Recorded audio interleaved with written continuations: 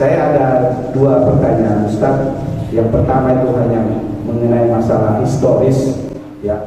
Yang pertama itu saya mengetahui bahwa ulama mazhab yang saat sekarang yang masih bertahan dan sangat terkenal itu ada 4, ya. Jadi Hanafi, Hambali, Maliki, dan Syafi'i. Dan ada yang satu Ja'fari.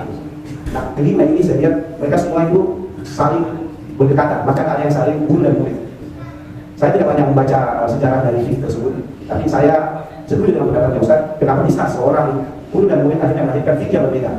Tentu karena yang Pak Ustaz sampaikan bahwa ada misalnya sudah dari dulu 10 hal yang harus dipertimbangkan sehingga lahirkan fikih.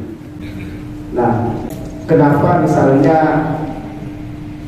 5 mazhab tersebut itu bisa melahirkan fikih yang akhirnya sampai kepada kita yang sudah sifatnya sudah lebih daripada ratusan tahun sampai pada saat sekarang ini. Kenapa bisa seperti itu, Ustaz? Terus yang kedua, ini pertanyaan saja tapi sudah ada dari diri saya, sudah ada jawaban dalam diri saya yang belum final. Ini mengenai fikih kontemporer, ya, masalah trading, Ustaz.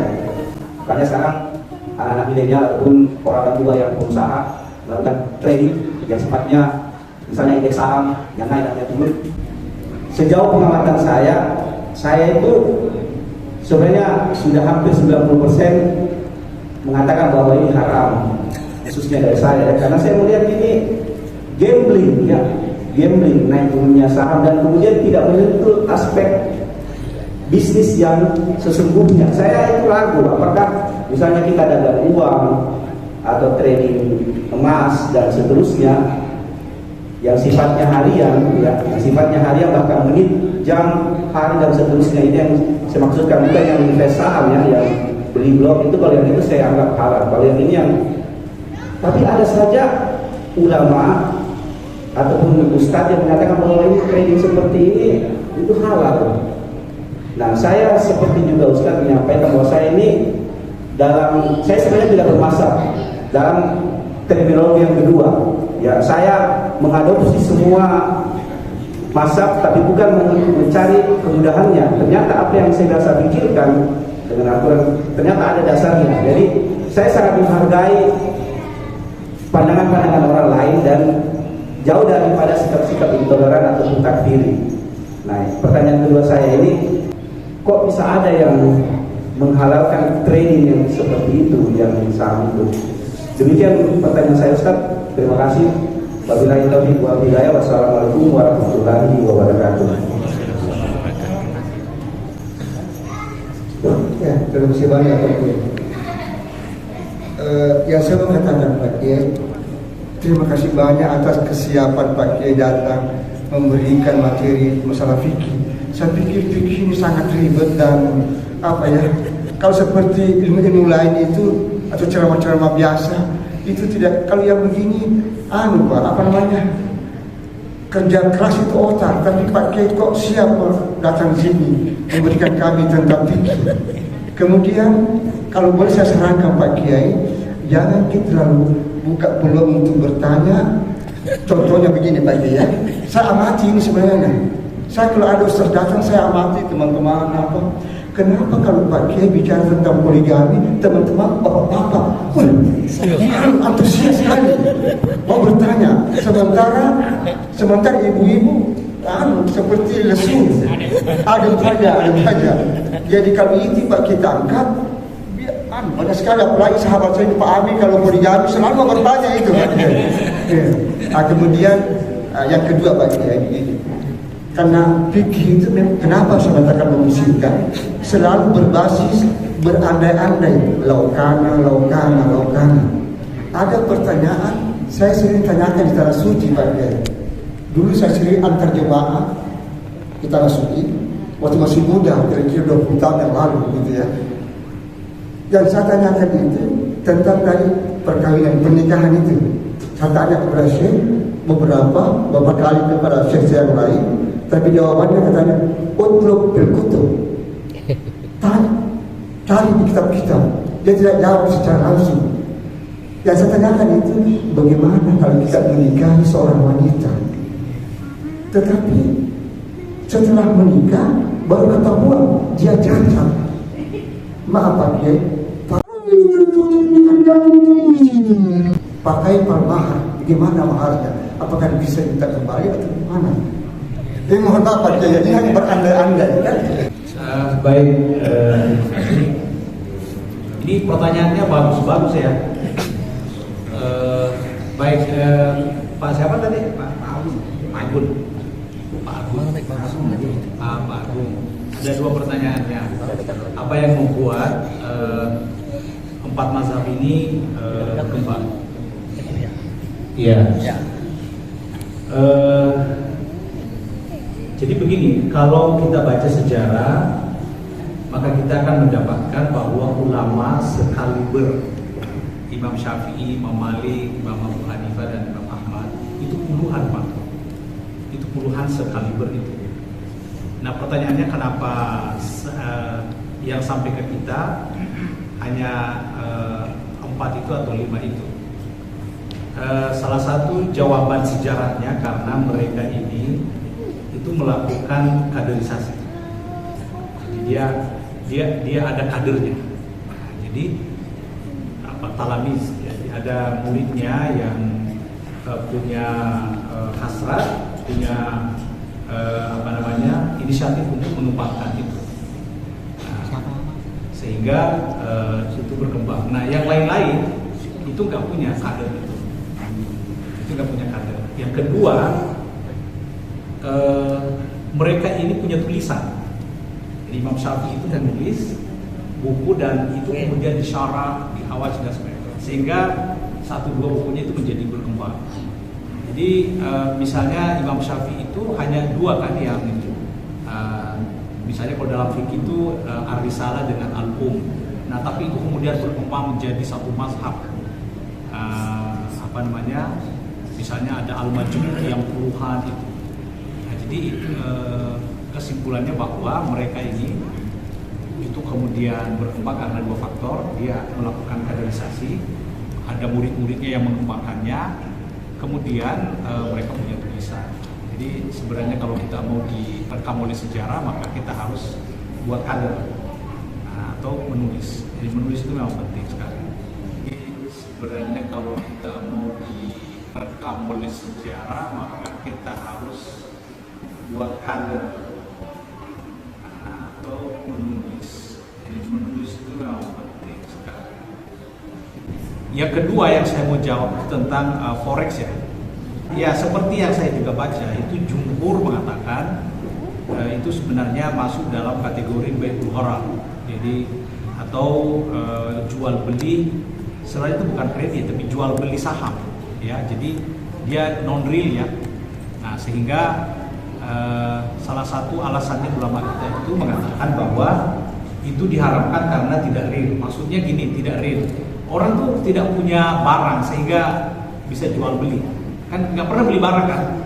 Jadi, nah sehingga kalau dilarikan kepada prinsip hukum muamalahnya, la tabi ma laysa indak, jangan menjual sesuatu yang Anda tidak miliki. Nah itu kan orang nggak punya tapi kemudian dia jadi orang tuh bertransaksi di non real. Nah sehingga ini membahayakan ekonomi Islam sebenarnya. Itu kira-kira salah satu ininya. Nah tapi sebenarnya kita harus juga lihat realitasnya ya. Jadi berfatwa itu harus melihat realitasnya. Maksud saya begini, di dalam realitas itu bukan hanya satu tipologinya.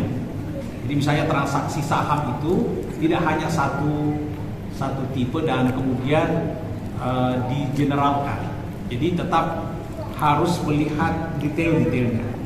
Sehingga orang itu berfatwa itu mesti memang tanya detailnya. Kamu gimana dan lain sebagainya. Jadi maksud saya gitu. Poinnya bahwa seorang ulama itu mengeluarkan fatwa tidak boleh langsung serta-merta tanpa melihat secara detail realitas yang ada di situ. Karena misalnya gini, perilaku ekonomi perbankan misalnya itu kan tidak satu tipe bisnis di situ.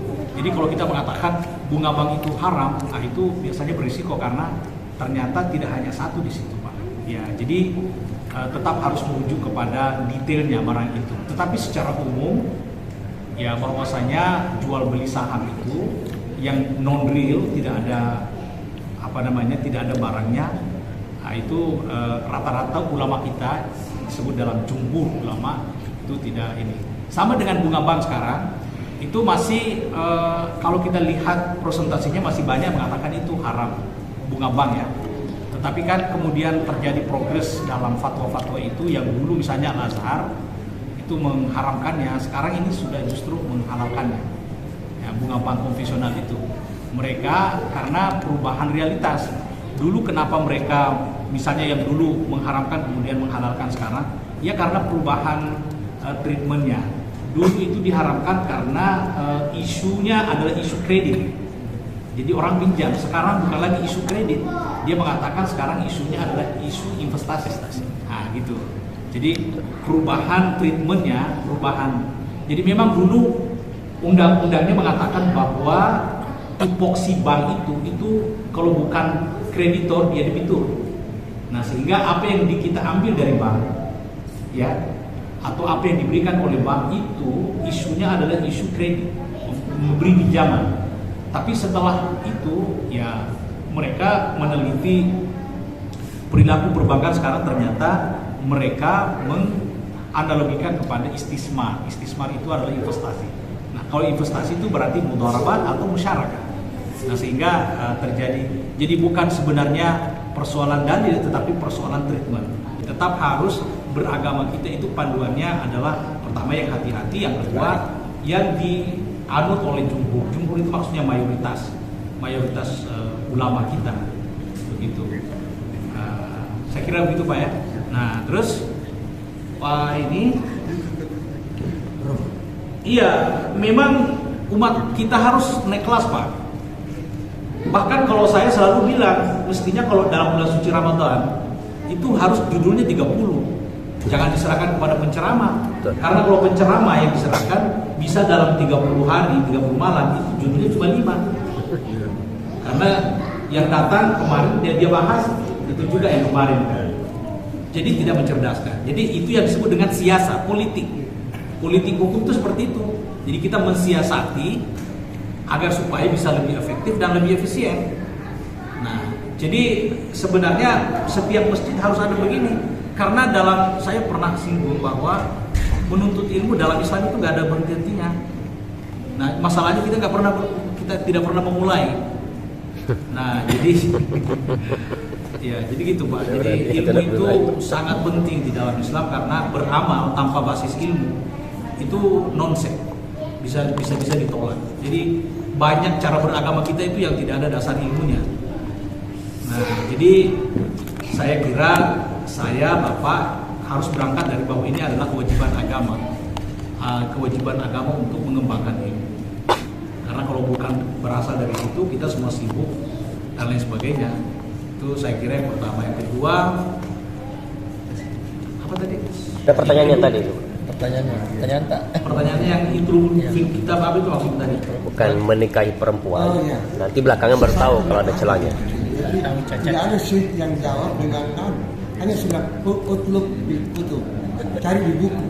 Kalau tidak menikahi perempuan. Oh iya. Ar-raddu bil aib namanya itu. Iya. Jadi mengembalikan barang karena menemukan cacat. Itu ada. Dan itu masuk dalam penerapan la dharar wa la dirar. Jadi Bapak tidak boleh dimudaratkan. Jadi Islam itu tidak menghendaki terjadinya kemudaratan bagi siapa saja. Kalau Bapak merasa mudarat melanjutkan, bisa mengajukan ke pengadilan untuk diceraikan. Nah, bukan hanya Bapak, misalnya kalau dibalik, ya kan? Justru istrinya Bapak yang menemukan cacat pada Bapak itu bisa mengajukan ke pengadilan dan lain sebagainya. Itu namanya ar-raddu bil aib. Saya sudah punya anak, banyak saya punya anak Pak. Ya. Jadi saya tidak ada cacat pun saya. Terima kasih Pak. Oke. Barangkali tidak ada lagi. Silakan dicicipi barangkali. Ya, silakan. Baik. Allahumma ighfir lana dzunubana wa isra'ana Amin. Amin. Amin. Amin. ربنا آتنا في الدنيا حسنة وفي الآخرة حسنة وقنا عذاب النار وصلى الله على سيدنا محمد وعلى آله وصحبه وسلم والحمد لله رب العالمين. السلام عليكم ورحمة الله وبركاته. Waalaikumsalam warahmatullahi wabarakatuh.